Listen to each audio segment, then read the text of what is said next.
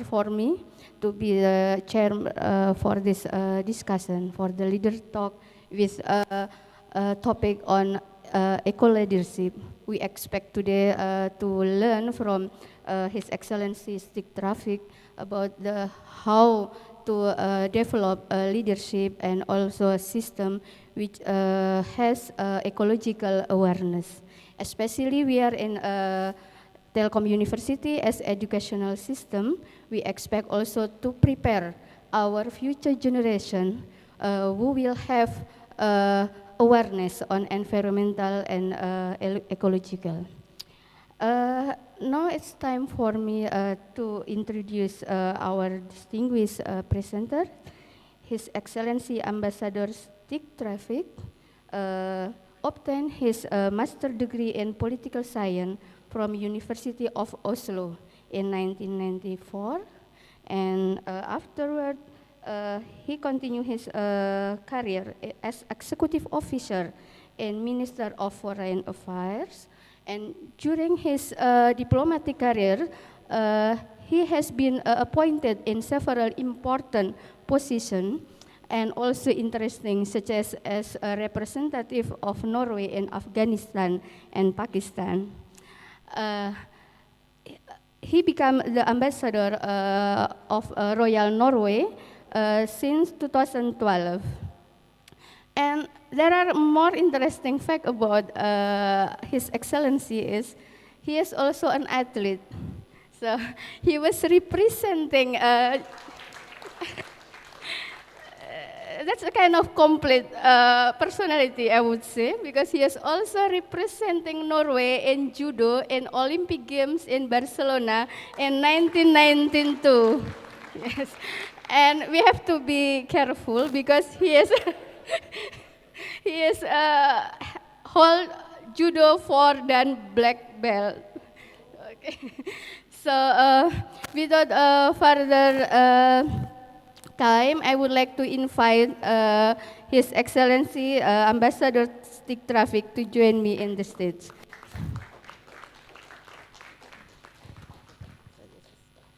Maybe I should tell that we will divide this talk into two sessions.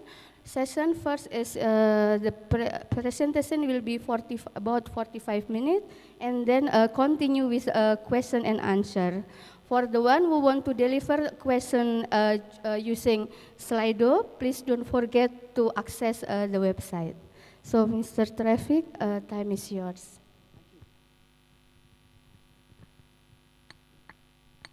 Pagi. Assalamualaikum. I'm very, very happy to be here in Bandung. The weather is much better than in Jakarta as well, especially now that you don't have flooding. I always like to go to universities and speak to students and academics. And what I like best is the question and answer session. So I'll try to make my lecture a little bit shorter so we have more time for questions and answers. Also, I'd like to thank the rector, the senior staff at the university, and also Pa Ahmad for taking the initiative for this. Norway is very interested in all kinds of technology, and Pa Ahmad works on a very important technology, and that is road pricing.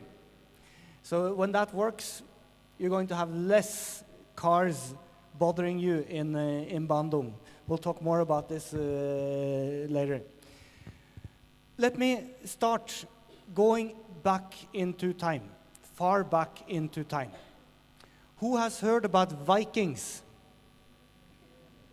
Has anyone seen the TV series Vikings? Yes? Okay. You know, there are many things to say about the Vikings, but actually the important point I'm going to stress today is that what made their expansion possible was technological breakthrough. So there was a technological breakthrough. Before the Vikings, nobody had ships that could cross open oceans. So they developed the technology to cross open oceans. That allowed them to do good things and some bad things. But it also allowed them to colonize new parts of the world. So the Vikings, they were brave. They had technology. They had courage. They were not afraid to try new things. Very good character traits. One of the things that they did was that they traversed the ocean all the way to America. They set up colonies in Greenland. You might find it funny that they call it Greenland, because it's mostly ice and peat now, yeah? At the time, there were forests in Greenland. So the Vikings, they set up colonies. They started building houses. They brought sheep. Suddenly, an island that had no people had thousands of people. They expanded. The forests retracted. In the beginning, nobody thought this was very significant. There were lots of trees. So why worry? Then fast forward 300 years.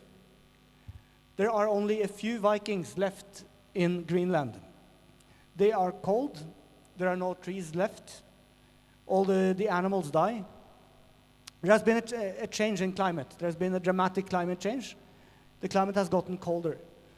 Then one day, one guy, he cuts down the last tree in Greenland.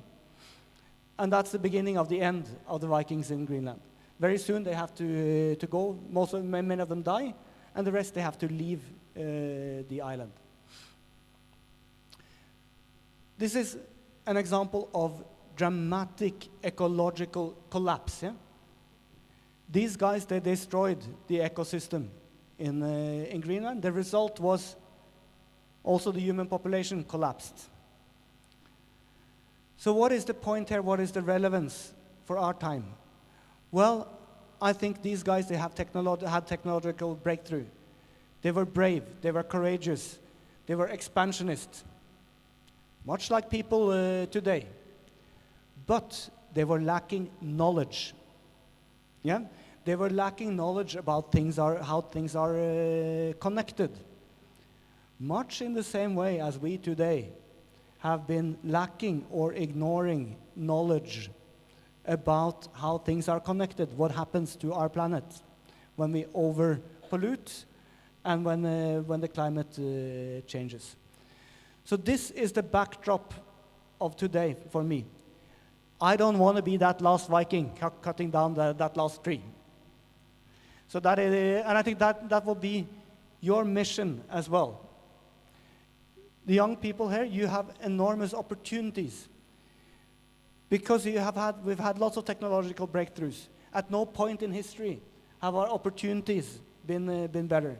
But we need knowledge and we need to use it better. And that is why students, academics are so important for what direction the world and Indonesia will take in the next 20, 30 years. Next slide, please.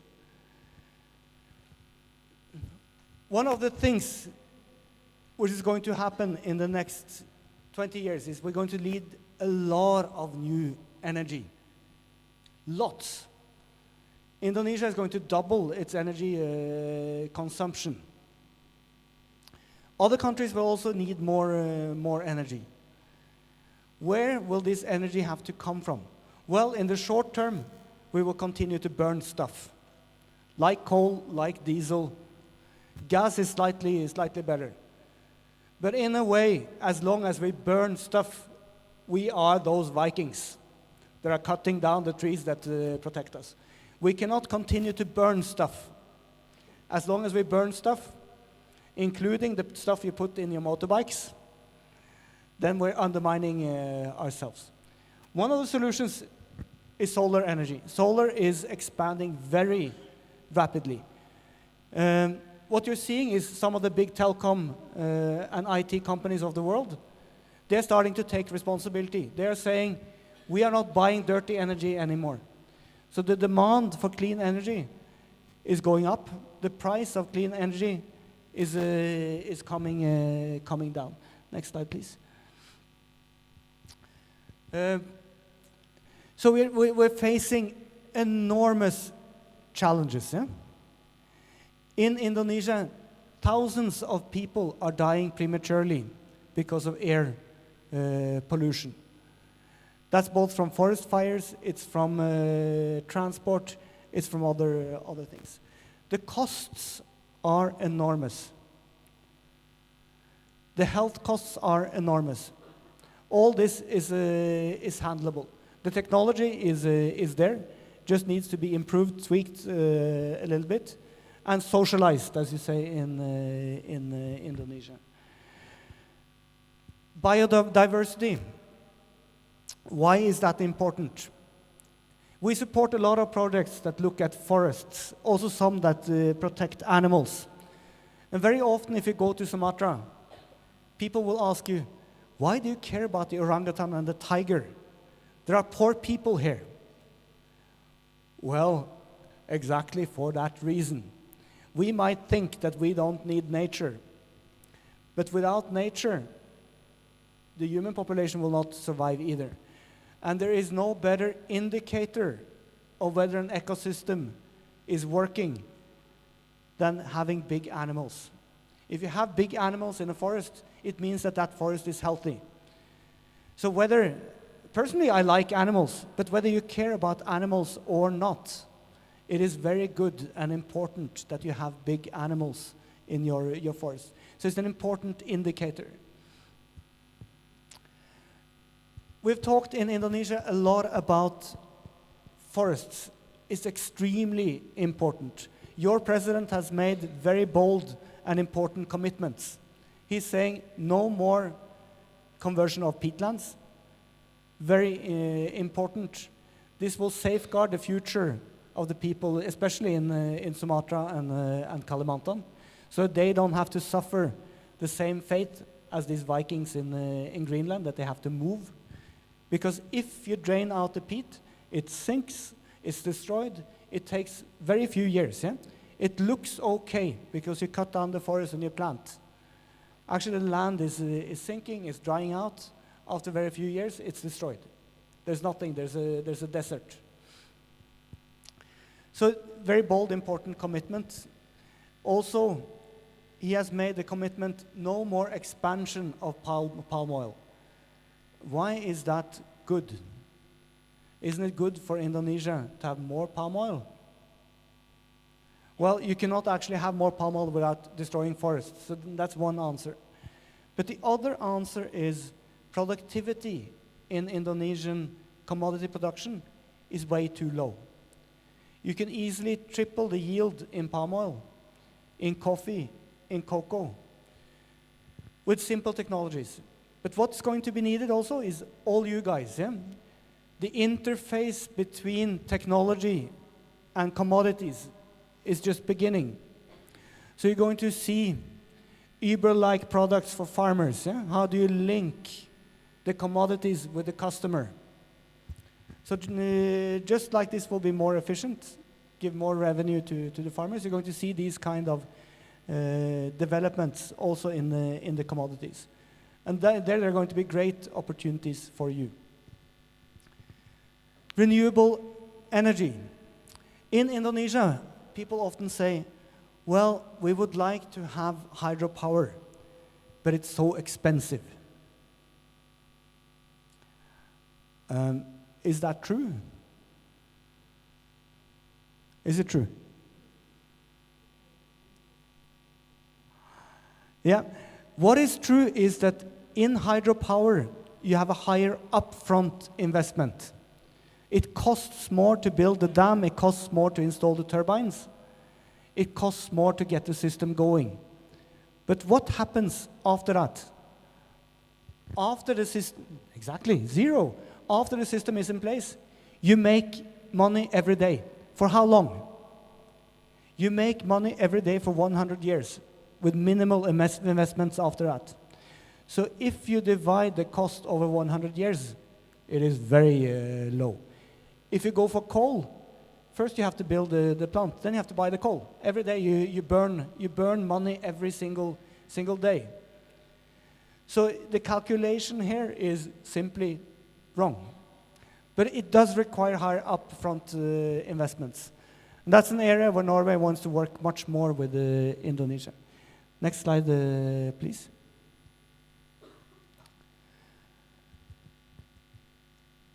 here again, technology, yeah? This is going to have lots of opportunities. People talk about the costs of change. Well, look at when have been the times when you have had high economic growth in the world. It has been during times of investment, times of change, times of new technology. These are enormous opportunities. Here you see charging stations. I hear that this campus is already one of the greenest in Indonesia. Just driving in here, I can see that you can do a little bit more quite easily.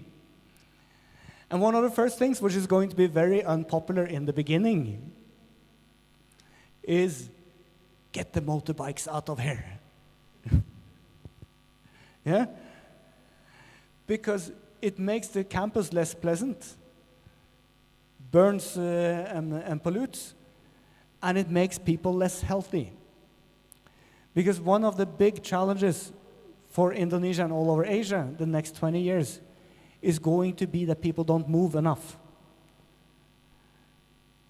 Diabetes is going like this. It's good for the pharmaceutical companies, but not for anyone else. And actually, 20 minutes walking a day will take away a lot of the health risks. It is a big challenge in Indonesia because for now it is difficult to walk or to bike. But I bike to the office every morning. So I think if I can, I think more people can join me. And that's in Jakarta, yeah? So traffic is a little bit worse than here. And I know that here you have a biking mayor as well. It needs to be made easier to use bikes, but also it needs to be made more difficult and more expensive to use cars and motorbikes. So we have to tax in different ways the things we don't like. We have to make it more expensive. So that is the public policy part of it. What we're doing many places in Norway is, in Oslo now, if you want to park your car, it costs $5 at least an hour. If you have an electric car, you park for free and you charge for free. So a lot of people are now switching to electric cars because of the incentives. Next slide, please. Here you see a bus in Oslo. It looks like an ordinary bus, but it's actually not. This bus is run entirely on waste from the city. That's another thing we have to do, yeah? We have to produce more circles where you don't have waste that just piles up. So all the buses and all the garbage trucks in Oslo, they now run on gas produced from the waste from the city. So it's economical, it's good for the climate, and it's good for the population because, okay, gas still emits a little bit, but it burns very cleanly. So the emissions and the pollution is much less than diesel. And Oslo has had many of the same market problems as you have in Bandung and Jakarta. It's getting better, it's still a problem. But now if you live in the city, most likely you will not use a car. Many people don't have a car anymore because public transport is getting better. Next slide, please. There are going to be, as I said, huge opportunities. Solar is coming down very quickly in price. The integration between solar, IT, parks for servers, so on, that's something that's going to move quickly. You might say, oh, in Indonesia we don't have a lot of space. True, I mean solar requires space. But you have a lot of rooftops, yeah? So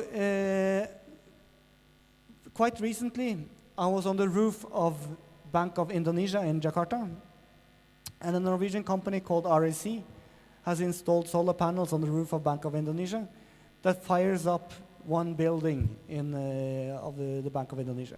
This is just a pilot, but very soon this is going to be quite normal, that when you build a new building, you're going to look at how do you integrate energy into your building.